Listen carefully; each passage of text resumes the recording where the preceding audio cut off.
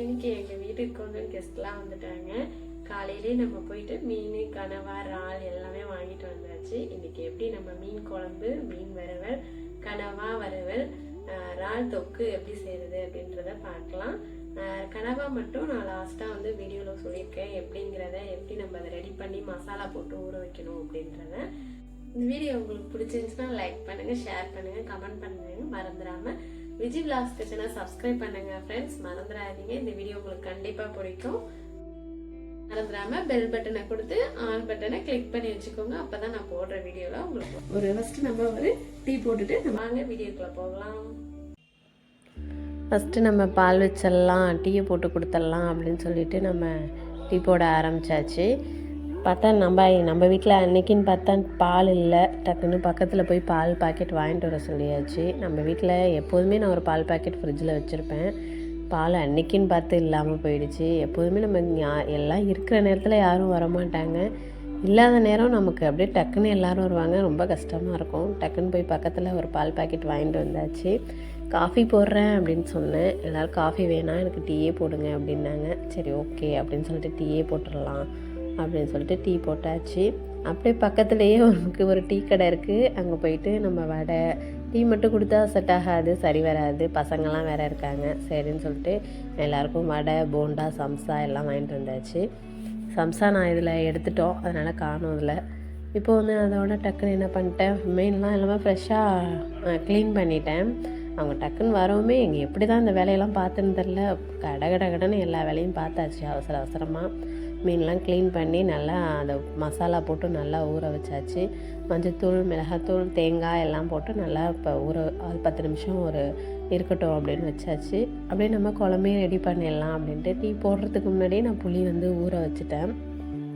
புளி நமக்கு நல்லா ஊறி வரணும் அப்படின்னா நம்ம சுடு தண்ணி கொஞ்சம் யூஸ் பண்ணோம்னா புளி வந்து சீக்கிரமாக நமக்கு கரைச்சி கொடுக்க கொஞ்சம் ஈஸியாக இருக்கும். அதனால் நம்ம புளியில் வந்து இப்போ உப்பும் சேர்த்துக்கலாம். உப்பு சேர்த்து நம்ம புளியும் உப்பையும் சேர்த்து நம்ம சுடு தண்ணியில் வந்து ஊற வைக்கும் போது சீக்கிரமாக நமக்கு வந்து புளி வந்து கரைச்சி கொடுக்க ஈஸியாக இருக்கும். எப்படின்னா உடனே அது நல்லா கரைஞ்சி வரும், ரொம்ப கெட்டியாக இல்லாமல் உடனே கரைஞ்சி வரும் புளி தண்ணி.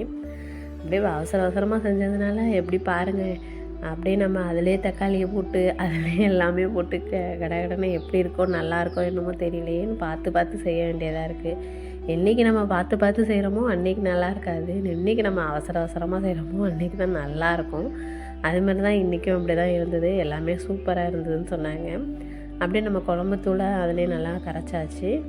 நம்ம இதிலே நல்லா கரைச்சி எடுத்துக்கலாம். எல்லாத்தையுமே தனித்தனியாகவும் நம்ம வெங்காயம், தக்காளி போட்டு நல்லா வதக்கி எடுக்கலாம். இல்லை நம்ம மிளகாத்தூள், புளி, தக்காளி, இதில் பச்சை மிளகா 2 சேர்த்துக்கலாம். இது எல்லாமே போட்டு நம்ம புளியோட கரைச்சி எடுத்துடலாம். தேங்காய் சேர்க்குறோம் எதுக்குன்னா அது கொஞ்சம் டேஸ்ட்டு அதிகமாக கொடுக்கும். அதனால் நான் கொஞ்சம் தேங்காய் சேர்த்துப்பேன். தேங்காய் இல்லாமல் எனக்கு வந்து குழம்பு வைக்க தெரியாது, வைக்கலாம். இருந்தாலும் தேங்காய் எப்போதுமே எங்கள் வீட்டில் தேங்காய் இருக்கிறதுனால, தென்னை மரம் இருந்ததுனால எங்கள் வீட்டில் நாங்கள் தேங்காய் எல்லாத்துக்கும் யூஸ் பண்ணி எங்கள் வீட்டில் பழக்கமாகிடுச்சு. அதனால் எப்போதுமே தேங்காய் வந்து எல்லாத்துக்கும் போட்டுகிட்டே இருப்பேன். ஆனால் தேங்காய் இல்லாமலேயும் நம்ம வந்து சமைக்கலாம், நல்லா தான் இருக்கும். தேங்காயோடு செய்யும்போது அது ஒரு டேஸ்ட்டாக தான் இருக்கும். பூண்டு வந்து நம்ம இப்போ நல்லா தட்டி எடுத்துக்கலாம். நிறைய பூண்டு போட்டிங்கன்னா தட்ட வேண்டிய அவசியம் இல்லை, கொஞ்சமாக போட்டிங்கன்னா நான் தட்டிப்பேன் எப்போதுமே.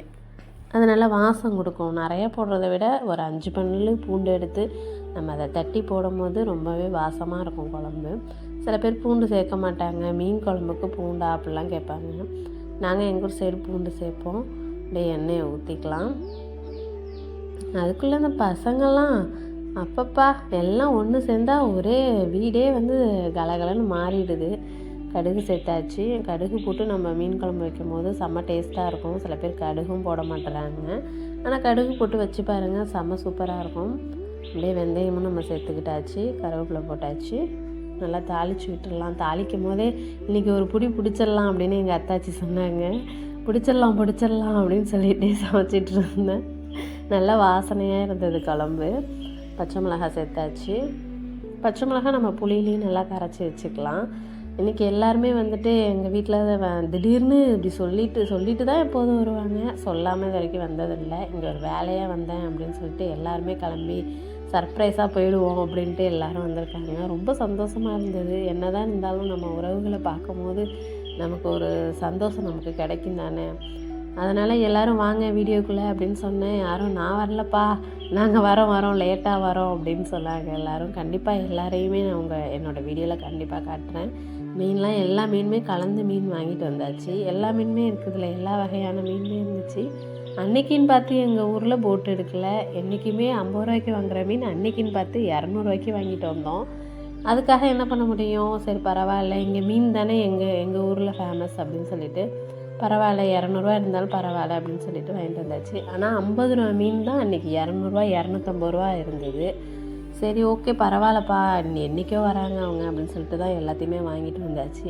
ஆனால் என்றைக்குமே இந்த மாதிரி நாங்கள் வாங்கினதே கிடையாது. மீன் இவ்வளோ ரேட்டுக்கு அவ்வளோ அதிகமாக அன்றைக்கி இருந்துச்சு. நல்லா தாளித்து ஊற்றியாச்சு. இதில் வடவும் போட்டு கூட நம்ம குழம்பு தாளித்து ஊற்றிடலாம், நல்லாயிருக்கும். வடவும் போட்டும் சில பேர் தாளிப்பாங்க. கடுகு வெந்தயம்லாம் போட வேண்டிய அவசியம் இல்லை வடவும் போட்டால். அதனால தான் அப்படியே பேன்லேயே நம்ம எல்லாத்தையும் மீன்லாம் வறுத்தரலாம். குழம்பு கரைச்சி ஊற்றாச்சு. அப்புறம் மீன் நம்ம வறுத்தரலாம் அப்படின்னு சொல்லிட்டு மீன் வறுக்க ஸ்டார்ட் பண்ணிட்டேன்.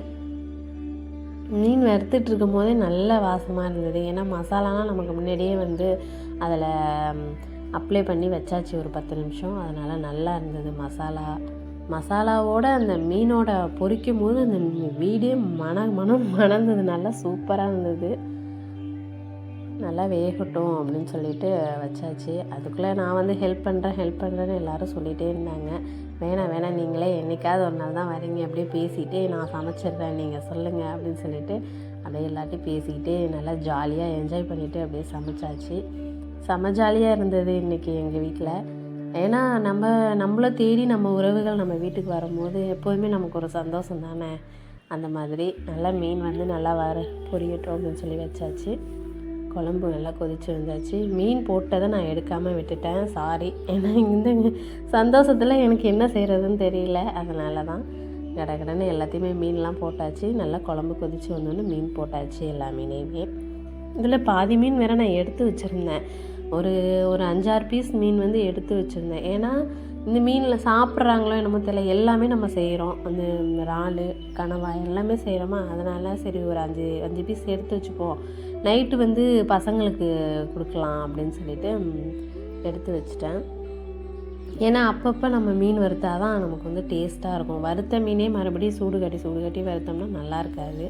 கனவா நான் ஏற்கனவே மசாலாலாம் போட்டு ரெடி பண்ணி வச்சுட்டேன். அதை எப்படி செய்கிறது அப்படின்னு இந்த வீடியோவில் லாஸ்ட்டில் உங்களுக்கு நான் சொல்லியிருக்கேன், பாருங்கள்.